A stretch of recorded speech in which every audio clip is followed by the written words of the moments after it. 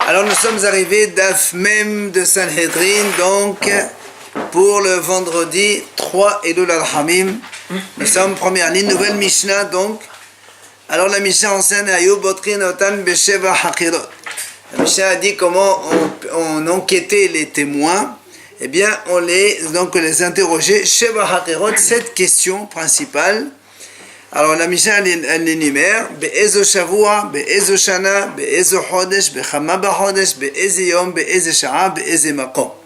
Alors les 7 questions c'est quand est-ce que ça s'est passé? Quel septena? Parce qu'on parle de Shemitah, c'est-à-dire quel Shemitah. Ensuite, Be'ezo Shana, dans quelle année de la Shemitah? Première, deuxième, troisième, quatrième, cinquième, sixième ou septième. Après, Be'ezo Chodesh, quel mois de cette année? Après, Bekama Bachodesh, combien donc dans le mois? Est-ce que c'est 3 Elul? Est-ce que c'est 15 Elul? Etc. Après, Be'ezeyom, on posait aussi la question quel jour de la semaine? Comme ça, après, on peut confondre, on fait donc confondre le jour avec la date. Be'ezeshara, on va voir après. Be'ezeshara, quelle heure ça s'est passé? Dans la journée, bien sûr. Et Be'ezemakom, et à quel endroit? C'est bien sûr la question principale. Puisque c'est donc avec cet argument qu'on fait au même quand on leur dit à ce moment-là vous étiez dans un autre endroit. Voilà donc les 7 questions principales qu'on pose aux témoins qui viennent témoigner. Rabbi Yossé Omer, Rabbi ici il dit non, c'est pas la peine de poser toutes ces questions. Il suffit de poser 3 questions. Be'ezeyom, Be'ezeshara, Be'ezemakom. On va voir de la Gemara expliquer quelle est la différence entre les deux. Rabbi ici dit donc on leur dit quel jour de la semaine, quelle heure et à quel endroit. Ça suffit. Maintenant, donc ça c'était les questions principales. On passe aux questions un petit peu secondaires et on va voir dans la Mishnah quelles sont les différences. Alors on lui dit, est-ce que Makele Matemoto, est-ce que vous connaissez la victime ou l'agresseur? Hetar Tembo, est-ce que vous l'avez averti avant qu'il fasse ce qu'il a fait?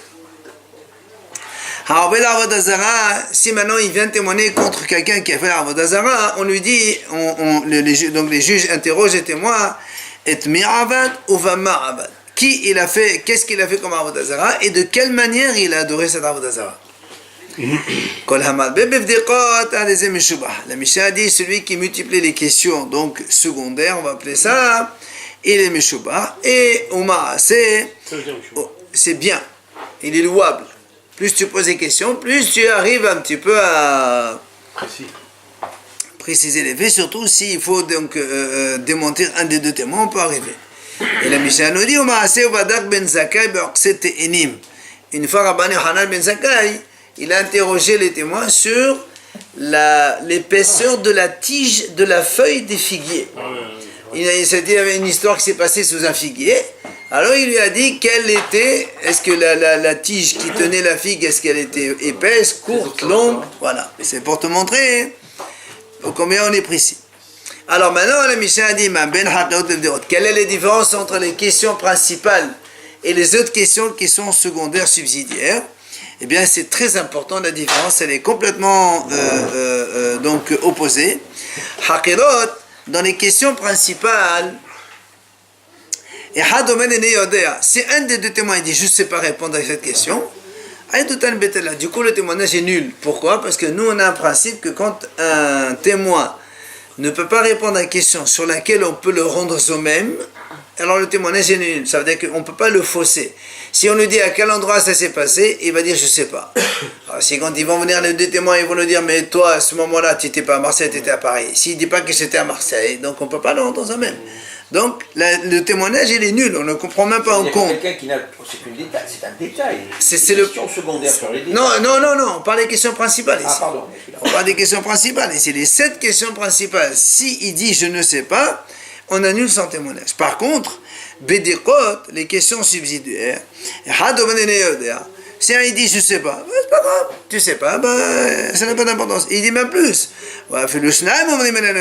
Même si les 2 ils disent, il leur dit quelle est la couleur de la chemise de monsieur. Et il dit je sais pas, c'est pas grave, on continue à prendre le témoignage. Arrête de t'encailler. Ils peuvent pas se rappeler, hein. C'est pour ça.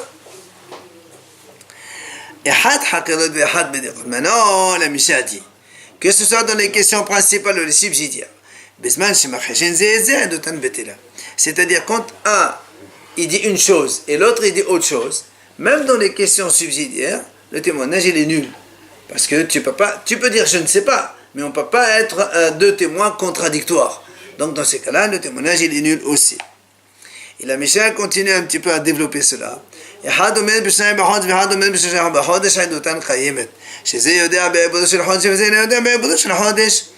La Mishnah dit, imaginons quelqu'un, quand on pose la question, quel jour du mois, un il dit 3 Elul, l'autre il dit 4 Elul. Ici il y a marqué quoi? Non, 2, 3 Elul. Bon. Un il a dit 2 Elul, l'autre il dit 3 Elul. Eh bien, on accepte le témoignage. Pourquoi? Parce que le Rosh Chodesh, comme nous, chez nous, des fois il prend 2 jours, des fois il prend 1 jour. Alors, un il peut être au courant qu'il y a eu 2 jours de Rosh Chodesh. C'est pas comme aujourd'hui, on a les calendriers, tout ça. À l'époque, c'était le Beddin. Un il peut être au courant, l'autre il peut pas être au courant. Donc, on accepte. Maintenant, si maintenant un dit le 3 et l'autre dit le 5 du mois, là, il y a 2 jours d'intervalle, c'est pas possible. Il y a un seul décalage dans le Rosh Chodesh. Dans ces cas-là, c'est le témoignage, il est nul. Autre chose dans la journée, la Mishnah dit ici, il dit à la 2e heure de la journée. Avant, il n'y avait pas les montres. Alors on dit première heure, 2e heure, 3e heure, 4e heure de la journée jusqu'à la 6e heure midi, et après l'après-midi, donc 7, 8, 9, etc.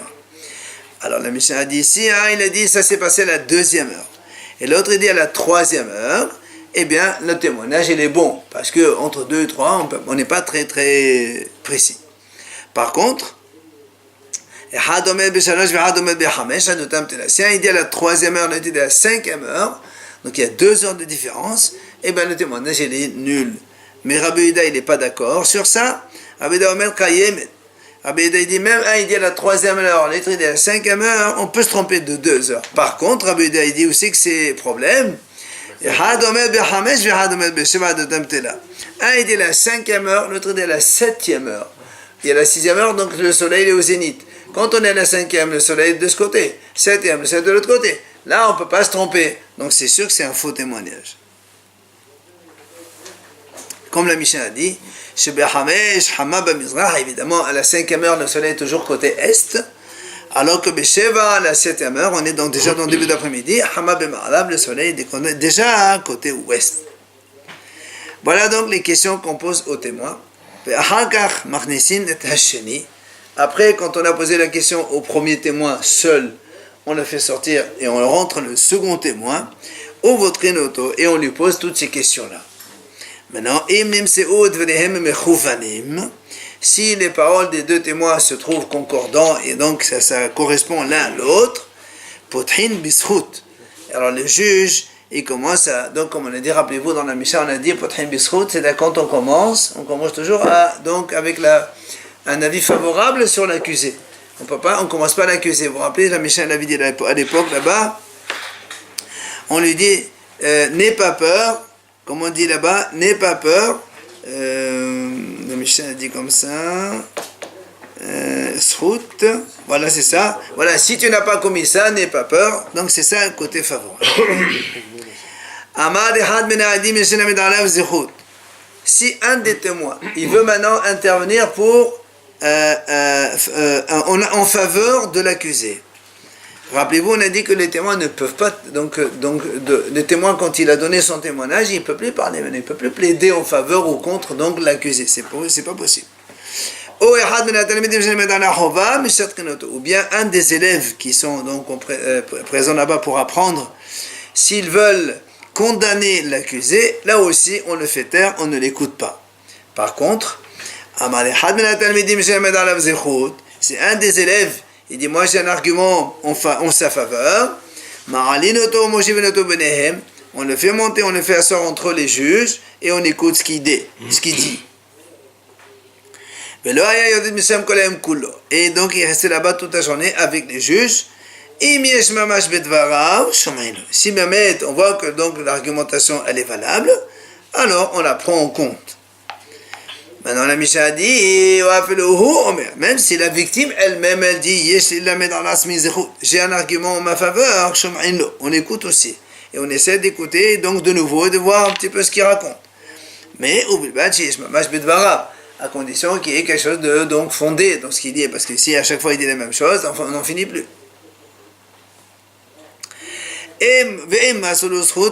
Évidemment, si on voit que finalement le condamné est acquitté, Pétéro, on dit voilà, tu es acquitté le jour même, on l'avait dit dans la Mishnah, donc le jour même on peut l'acquitter. Par contre, si maintenant on n'a pas trouvé d'argument pour l'acquitter, il faut donc le condamner à mort, il faut l'exécuter. Là, on ne rend pas la décision le jour même, on laisse la décision pour le lendemain. Et les juges, ils vont se mettre deux par deux ensemble. Comme cela, ils discutent un peu de cette affaire et ils essaient un petit peu de voir comment on peut argumenter encore de nouveau sur cette affaire. Ce monsieur, il va où? Hein? L'accusé. Il reste enfermé dans un endroit en attendant. Donc déjà, les juges, ils donc mangeaient pas beaucoup ce jour-là, ils ne buvaient pas du tout du vin ce jour-là. Ils mangeaient un petit peu. Ils mangeaient un peu, je dis. Parce que si on mange trop, après on va dormir, on ne va pas discuter, on n'a pas la tête sur soi. Toute la nuit, ils discutent entre eux sur cette affaire, par couple. Et le lendemain, ils retournent au tribunal, donc au siège du tribunal. Par exemple, celui qui a donc la veille, il a été en faveur, ben, il peut dire aujourd'hui, moi aussi je reste sur ma position et donc j'acquitte le condamné. Celui qui a condamné la veille, il peut dire aussi, je reste sur ma position, je condamne l'accusé. Celui qui la veille, il a donc condamné, il peut aujourd'hui changer de position et dire je veux acquitter. Mais on avait dit attention, celui qui a la veille trouvé un argument en faveur du condamné, il ne peut pas aujourd'hui le condamner, le contraire. Ça, on a vu déjà dans la Mishnah. S'il n'y a plus de témoignage, comment il peut changer d'avis? Non, c'est les juges, dans leur raisonnement. Ils raisonnent, les juges, entre eux. D'après ce qu'il a dit celui-là, on peut faire ça, d'après celui-là. C'est eux qui discutent entre eux. Et qu'est-ce que dit la Torah dans ça, etc., etc. On change de sens dans les deux sens. Non, pas dans les deux sens. On avait dit que dans un seul sens... Il est obligé de garder ce route, c'est ça? Le srout, il doit garder ce route. Sauf, on avait dit, rappelez-vous, dans la Mishnah, là aussi, on avait dit que si c'était à la fin, ça c'est de l'argumentation, mais si à la fin, juste avant la décision, il peut changer d'avis, on avait dit dans la Mishnah aussi.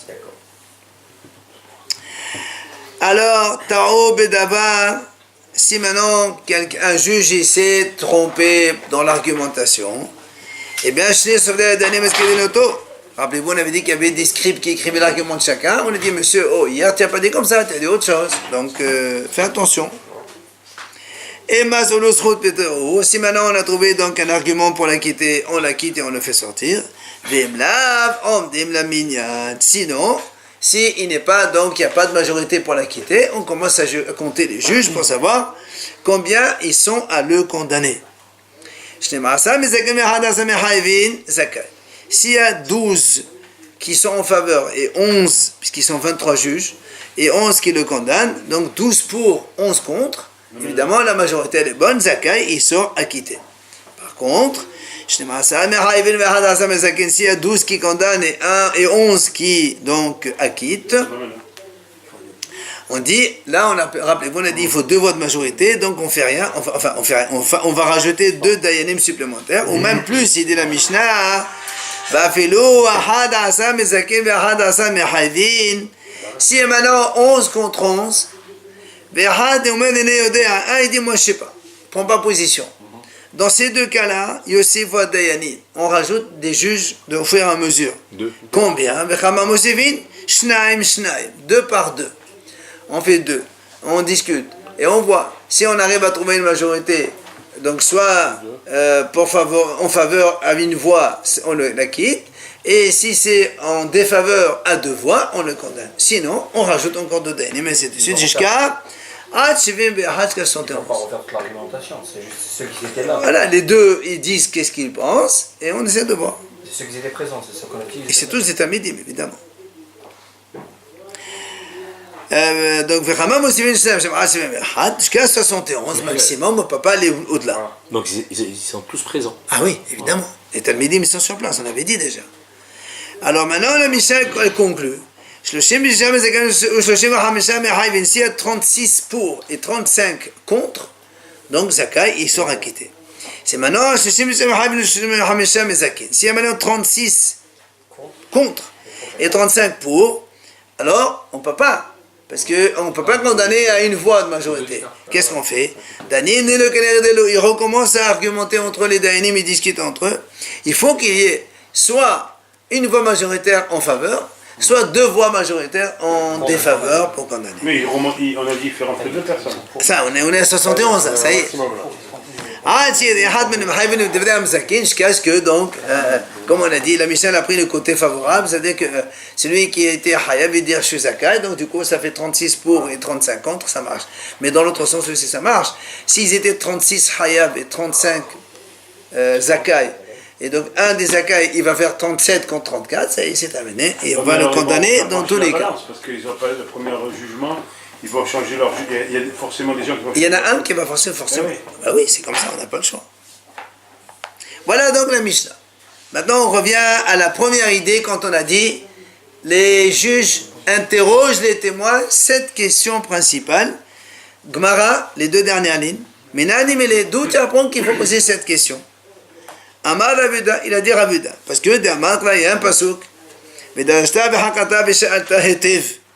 Il y a marqué Vedarashta, donc tu enquêtes. Vehakata, et aussi tu enquêtes deux fois. Hetiv, Vesha'alta, c'est les questions qu'on pose. Hetiv, trois. La Gemara a dit donc il y a trois mots ici. Darashta, Hakata, Hetiv. Dans un autre pasouk, il y a marqué Veugad decha veshamata vedarashta hetiv. D'accord? Donc il y a aussi marqué Vedarashta et encore hetiv, ça fait deux. Veomer. Encore dans un autre sujet, il y a marqué un il parle de la Avodah Zara, un il parle de Aidim Zomemim, et un il parle de Elani Dahat. Et donc, comme on a ici trouvé 7 fois le mot Darashta ou Hetev, ça fait 7. Alors, Hachamim ont dit, c'est là où on a déduit les 7 questions. Alors, là, on m'a dit, qui t'a dit qu'il faut additionner tout cela? Peut-être que les 3 de Elani Dahat, il faut 3. La Avodah Zara, il faut 2. Et Aidim Zomamim, il faut 2. D'accord? Sinon, la Torah l'écrit tous en même temps. Pourquoi elle les a séparés 3, 2 et 2? C'est que chacun c'est à part. L'Agma a dit pourquoi? Qui t'a dit qu'il faut les additionner? Alors l'Agma répond. Puisque les psukim ils sont un petit peu les mêmes mots, on a employé les mêmes mots. Alors l'Agma a dit on apprend l'un de l'autre et on les rassemble même s'ils sont loin. Comme on apprend l'un de l'autre, c'est comme si qu'ils étaient écrits ensemble dans un seul sujet, la même chose. Bien l'Agma elle pose une question. Elle dit quand même, comment tu peux additionner les 3 qui parlent de Irani Dahat avec les 2 qui parlent de l'Avodah Zara, avec les 2 qui parlent des faux témoins, puisque l'Agma dit les 3 sujets sont complètement différents. Pourquoi? L'Agma explique. L'Agma dit, par exemple,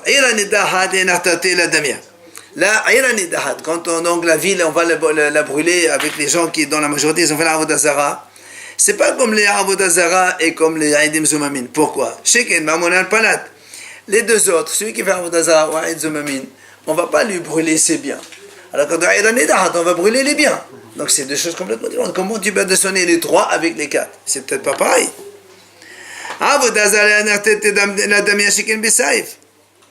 La même chose. Ceux de Aïdani Dahat. Et Aïdim Zomamim, là-bas, on parle de quelqu'un qui a tué. Là-bas, on parle de mort avec l'épée. Alors que la Avodah Zara, c'est lapidation. C'est complètement différent. Comment tu peux comparer les 2? Enfin, l'Agma a dit Aïdim Zomamim de la Damashkin. C'est la même chose, l'Agma a dit dans Avodah Zara et dans Aïdani Dahat, obligé d'avertir. Mais dans Aidim Zomamin, quand on veut fausser des témoins, on ne les avertit pas. Alors tu vois bien que donc tu ne peux pas additionner les 3 plus 2 plus 2 qui sont dans 3 sujets complètement différents. Les Aidim, on ne les prévient pas, si tu mens, tu risques d'avoir la sanction. Non, ça c'est... Les Aidim, on leur pose des questions. Okay. On ne dit pas, il n'y a pas d'avertissement avant l'action. Alors la Gemara, elle change, elle dit, tu sais quoi? Behetev, hetev, yalfinan. Mihdad. Il dit en fait, tu sais pourquoi on arrive à apprendre? Parce qu'il y a marqué Hetev dans l'un, Hetev dans l'autre, Hetev dans le troisième, il y a marqué Hetev, Zerachava, alors on a ce décision tous les trois.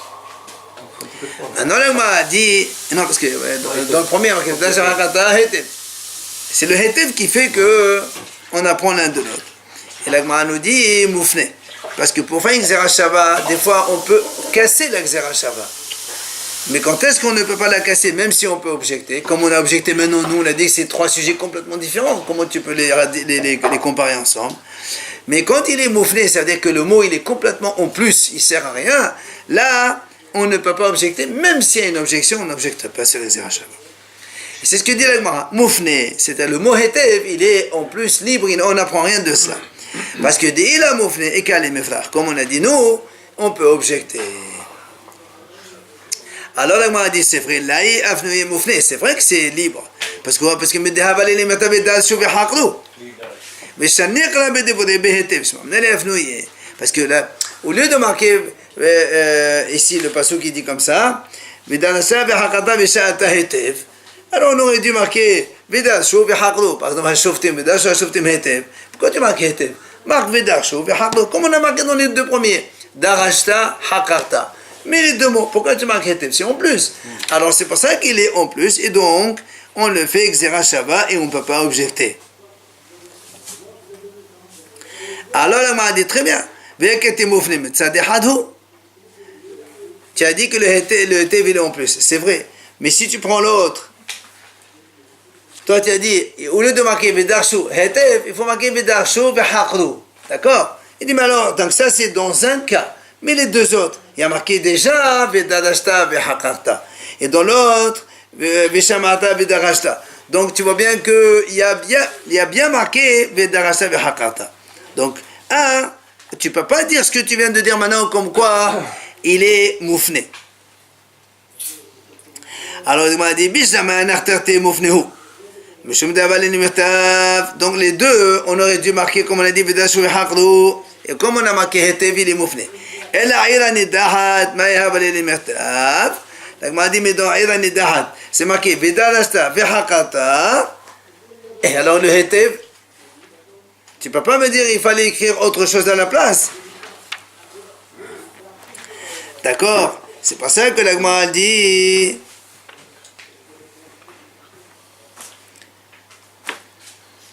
Activa kolehu. Il y a marqué tous les trois. Il y a marqué Veda, Hakata Hetev, donc il n'est pas en plus. Alors on m'a dit, Hatamna Efnoé Oufné. Donc on m'a dit non, là-bas aussi il est en plus. Pourquoi il est en plus? Parce que Mendehavale les mirtav, Darosh Tidrosh, O Hakot Terkot. Veshanekra Bedebore Behetev, Shma Menele Efnoé. On m'a dit parce que là-bas aussi, dans la Torah aurait pu marquer, au lieu de marquer Hetev, alors il est marqué Darosh Darashta Vehakata. Ou bien Darashta Vehakot Hakata. Pourquoi tu marques Hetev qui n'a rien à voir? Alors c'est pour ça que le mot Hetev il est en plus et on utilise pour Xerashava. Pourquoi Hetev? Bon. Hein? Hetev, ça veut dire quoi? Bien. Tu enquêtes bien. Donc là on a appris comme quoi donc il faut cette question principale donc avant de condamner le condamner, donc l'exécuter. Maintenant on a dit parce que le sujet donc de la Avodah Zara qui est Hayav Skila et le sujet de Aidim Zumamin qui est par l'épée et Aïna Nedahat par l'épée, donc là, nous on sait qu'il y a 4 morts différentes. Or ici on n'a que 2.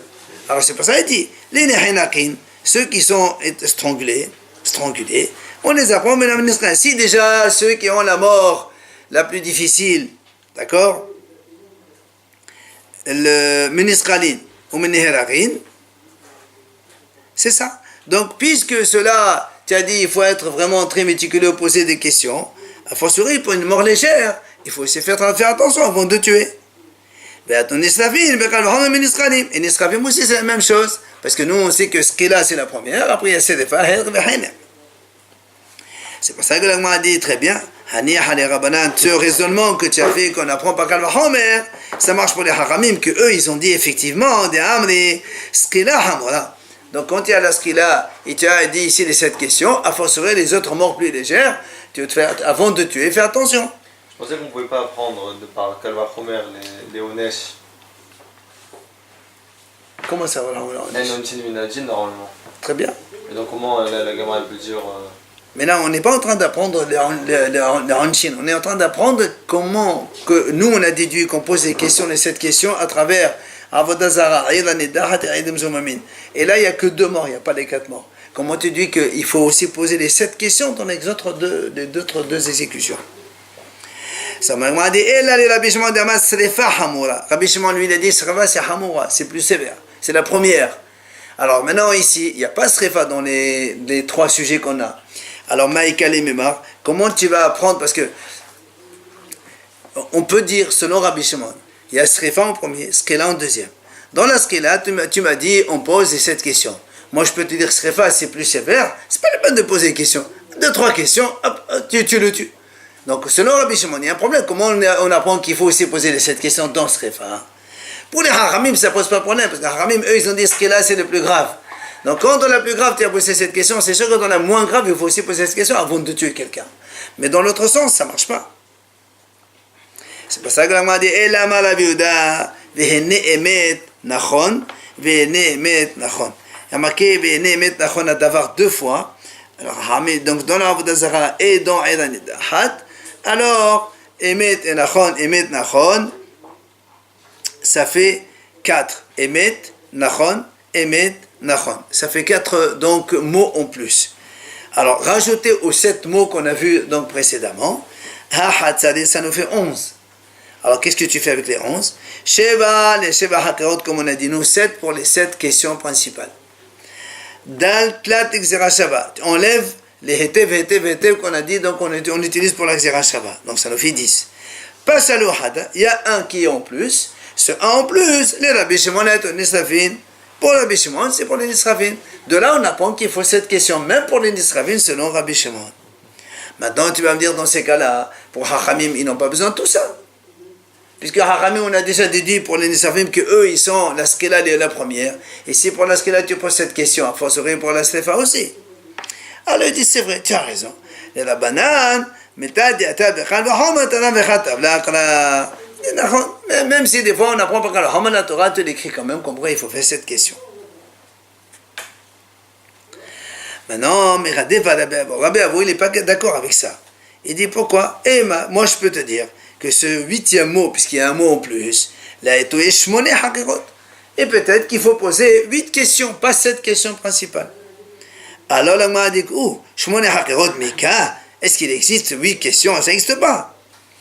Alors il m'a dit, Alamala, pourquoi tu dis non? Je peux aussi te dire, parce que nous on a dit question, à quelle heure de la journée ça s'est passé? Mais tu peux aussi poser la question, à quelle heure, début de l'heure, le milieu de l'heure, la fin de l'heure, c'est aussi une question. Imagine quelqu'un il te dit 11h15. Oui? S'il dit, par exemple, il dit la 4e heure. Imaginez comme ça, il dit la 4e heure. La 4e heure, par exemple, c'est entre 9h et 10h. C'est ça la 4e heure. Mais s'il y a des Haïdim, ils leur disent, monsieur, pendant cette heure-là, vous étiez avec nous à Aubagne. À Aubagne, on n'est qu'à 20 minutes d'ici, il peut être là, il peut être là-bas. Alors donc si tu ne précises pas pendant l'heure exactement où c'est, au début, premier quart d'heure, la demi-heure, la fin, donc tu ne peux pas être ça même. Et donc tu vois bien que c'est une 8e question possible, ça aussi. Mais on a vu qu'on avait droit à une marge zéro d'une heure. Donc que ce soit 20 minutes, une demi-heure, c'est pas grave. Selon celui qui a dit qu'on a droit à une marge d'erreur, parce qu'il y a une marloque, on va voir, donc justement il y en a un qui dit qu'il y a un problème de droit ici. Mais Tania Nami, on m'a dit carrément, il y a une braïta qui dit la braïta a dit, il y a une braïta qui dit il faut poser 8 questions principales, donc il y a une braïta. Donc on m'a dit Hani Hali Abaye, on m'a dit justement, elle vient ce que je dis maintenant, Hani Ali Badi Rabbi Medaman, Enadam Toreve le Kloum. Ça, cette question, elle est bonne, selon Abaye, qui dit, selon Rabbi Meir, on ne se trompe pas dans l'heure. C'est pour ça qu'il faut être précis, c'est donc la question, elle est bonne. Celui qui a dit qu'un homme, il peut se tromper un petit peu, ça marche. Mais selon Abaye, qui a dit, selon Rabbi Yehuda, on peut se tromper jusqu'à une demi-heure. Donc cette question, elle ne marche plus. Parce qu'à une demi-heure après, tu ne peux pas savoir. Rabat lui il dit, les gens ils peuvent, comme on a dit tout à l'heure, tu peux tromper 1 heure, 2 heures, donc cette question n'existe plus. Maïka lui-même, comment tu vas répondre? Et là, l'agma dit, il dit non, il faut dire de quelle année, parce que dans le Yovel il y a 7 shmitot. Il doit dire dans quelle partie du Yovel se trouve ça. L'agma dit, on a déjà posé cette question, on a dit quel septena on est, quel shmita on est. Et là, Yovel. Lequel Yovel? Est-ce que c'est 50 années maintenant, 50 années d'avant, etc. Et comment il va se rappeler? Et juste à l'époque, apparemment à l'époque d'avant, il savait. Elle m'a dit non. Quand on a posé déjà quel Shavuot, c'est pas besoin d'aller jusqu'au Yovel, c'est pas besoin. Alors on finit avec ça. Rabbi Yossi Omer, rappelez-vous, Rabbi Yossi, il a dit 3 questions, pas plus. Quel jour, quelle heure et quel endroit? Tania, la Braïta, elle dit Amar lahem Rabbi Yossi la-Hachamim. Les Devrechem. Rabbi Yossi, il pose des questions à Hachamim. Selon vos paroles, vous dites il faut poser quelle année, quel septennat, quel si. Misheba ve'amar emeshadaru. Imaginons quelqu'un, un témoin, il dit moi j'ai vu hier, Réhouven il a tué Shimon. Hier, il a dit comme ça. J'ai vu hier. Qu'est-ce que tu vas lui poser? Quelle année, quel truc? Il t'a dit hier, qu'est-ce que tu veux de plus? C'est pour ça, c'est pour ça. Ah ben justement, c'est pas ça, lui, c'est pas ça, Rabbi Yossi leur dit. C'est une question, ça veut rien dire ça. D'accord? C'est une bonne question de Rabbi Yossi. Il a dit, bon, quelle année? Quelle année? Je te dis hier, tu me dis quelle année? Ça veut rien dire ça. Ça, il parle sur des trucs d'avant. Alors, Abdul Hachamim aussi lui dit à Rabbi Yossi, toi aussi, il te va dire, selon toi, parce que lui, il a dit, qu'est-ce qu'il a dit Rabbi Yossi? Quel jour, quelle heure et quel endroit? 3 questions. Alors il a dit, Misheba ve'amar achshavadaro. On met le baiser, on baiser sha'a, baiser macron. Il dit, alors imagine quelqu'un, un témoin, il dit, voilà, monsieur, il vient au tribunal, monsieur, il y a 5 minutes, je veux, monsieur, maintenant, quelqu'un, il a tué un autre. Alors on va lui dire aussi, quel jour, quelle heure. Il a dit, maintenant, c'est une question bête, ça. Donc toi aussi, on peut te dire la même chose, on peut objecter les mêmes questions. Alors, elle, Avagab de la Sarir, Ramenan Ale. Il dit, même si on n'a pas vraiment besoin de ces réponses, puisqu'on vient de lui dire hier, aujourd'hui, quand même on pose des questions. Pourquoi? Qu'est Rabbi Shimon ben el-Azar? Il dit, comme il a dit Rabbi Shimon ben el-Azar, Achanami Avagab de la Sarir. Parce que Rabbi Shimon ben el-Azar, il dit comme ça, que les témoins, on les malmène un peu. Parce que des fois, ils mentent. Alors quand on amène là, après on amène ici, après répète ce que tu dis, répète. On est un petit peu, donc on leur pose des questions même si on sait que c'est sûr. Donc on essaie un petit peu de les bousculer pour qu'on est sûr que leur témoignage il est bon. Donc c'est là aussi on fait la même chose. Même s'il dit hier, on dit quelle question, quelle année, quel jour, quelle heure. C'est comme aujourd'hui quand il y a un dépôt de pain, on dit mercredi. Non, avec les goïms, ça n'a rien à voir. Ils ont combien de choses? C'est combien? Alors, enfin, donc le mot a dit. Alors maintenant Rabbi Yossi, Rabbi Yossi qu'est-ce qu'il dit, comment il répond? Rabbi Yossi dit, il dit, les témoignages quand quelqu'un dit hier j'ai vu quelqu'un il a fait ça, c'est quelque chose de courant, de fréquent. Mais un témoin qui vient et te dit maintenant j'ai vu ça, c'est rare. C'est pas ça Rabbi Yossi dit, quel jour, quelle heure et quel endroit, c'est des questions qu'on pose. Alors il dit hier, quelle heure, mais aujourd'hui, c'est rare que les témoins ils viennent témoigner. Aujourd'hui, j'ai vu tout de suite, là, c'est pas fréquent. C'est pour ça que Rabbi Yossi il a dit on pose pas les mêmes questions que Haram. D'accord.